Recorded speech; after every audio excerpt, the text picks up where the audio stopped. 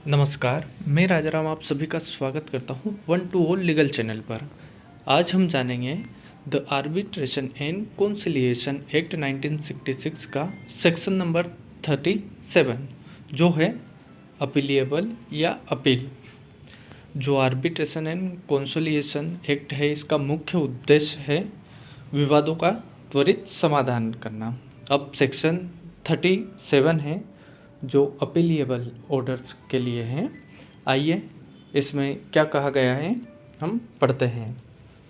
Number 1, आदेश पारित करने वाले न्यायालय के मूल डिक्री से अपील सुनने के लिए कानून द्वारा अधिकृत न्यायालय में निम्नलिखित आदेशों से अपील की जाएगी। अर्थात 2A में धारा 9 के तहत कोई उपाय देना या देने से इनकार करना। बी है धारा 34 के तहत एक मध्यस्थ पुरस्कार को अलग करना या खारिज करना। नंबर 3 है मध्यस्थ न्यायाधिकरण को दिए जाने के आदेश की अपील न्यायालय में भी होगी। ए धारा 16 की उपधारा 2 या उपधारा 3 में निर्दिष्ट याचिका को स्वीकार करना। या बी धारा 17 के तहत अंतरिम उपाय देने या देने से इनकार करना। इसका 4 पॉइंट है, इस धारा के तहत अपील में पारित आदेश से कोई दूसरी अपील नहीं होगी, लेकिन इस धारा की कोई भी बात सर्वोच्च न्यायालय में अपील करने के किसी भी अधिकार को प्रभावित या छीन नहीं सकती। कुल मिलाकर इस धारा का जो डिक्री या आदेश रहेगा उसको आप सर्वोच्च न्यायालय में अपील कर सकते हैं। वहाँ से अपील करने का हक कोई आपसे छीन नहीं सकता।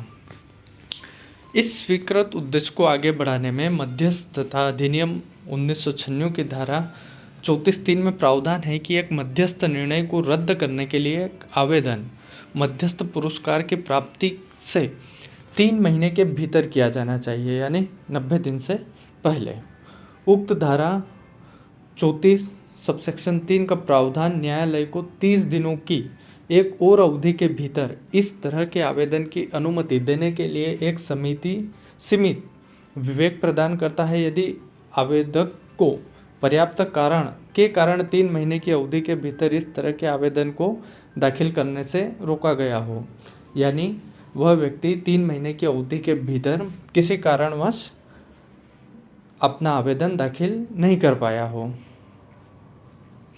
मध्यस्थता अधिनियम 1996 की धारा 37 के तहत अपील दायर की जा सकती है यदि अदालत धारा 34 के तहत मध्यस्थ निर्णय को रद्द कर देती है या मना कर देती है। इसके विपरीत धारा 34 के तहत प्रदान की गई 3 महीने की अवधि और 30 दिनों की समयावधि कोई समय नहीं। धारा 37 के तहत अपील दायर करने के लिए मध्यस्थता अधिनियम 1996 के तहत अवधि निर्धारित की गई है।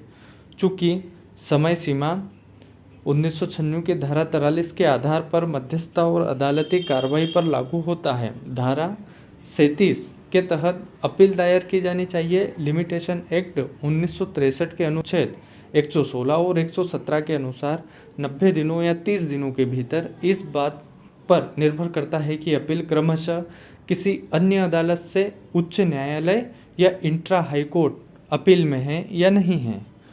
वाणिज्यिक न्यायालय अधिनियम 2015 की धारा 13A मध्यस्थता अधिनियम की धारा 37 के तहत दायर अपीलों के लिए 60 दिनों की एक सीमा अवधि निर्धारित करती है। इसमें एक बहुत ही फेमस केस स्टडी है जो हम पढ़ेंगे।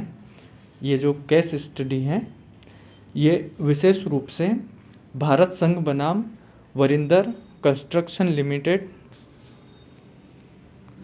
और एनवी इंटरनेशनल बनाम असम राज्य। एनवी इंटरनेशनल में सुप्रीम कोर्ट ने कहा था कि धारा 37 के तहत अपील 120 दिन के बाद दायर नहीं की जा सकती है और धारा 34 के तहत अदालत के फैसले से और इस 120 दिन की अवधि के बाद देरी में कोई माफ़ी की अनुमति भी नहीं मिलती है। ऐसा ही एक केस है मध्य प्रदेश का, जबकि लगभग सभी उच्च न्यायालयों ने एनवी इंटरनेशनल में निर्णय का पालन किया था, क्योंकि वे भारत के संविधान के अनुच्छेद 141 के तहत बाध्य थे। हालांकि मध्य प्रदेश उच्च न्यायालय की जबलपुर बेंच ने एमपी पूर्व क्षेत्र विद्युत वितरण कंपनी लिमिटेड बनाम स्वास्तिक वायर ने इसके विपरीत दृष्टिकोण अपनाया था। ये अकेली ऐसी जजमेंट था जो मध्य प्रदेश का था। ये डॉक्यूमेंट्स या पीडीएफ आपको डिस्क्रिप्शन बॉक्स में मिल जाएगा, आप वहाँ से डाउनलोड कर सकते हैं। और आपको वीडियो अच्छा लगे तो लाइक शेयर करें एंड चैनल को सब्सक्राइब करें। धन्यवाद।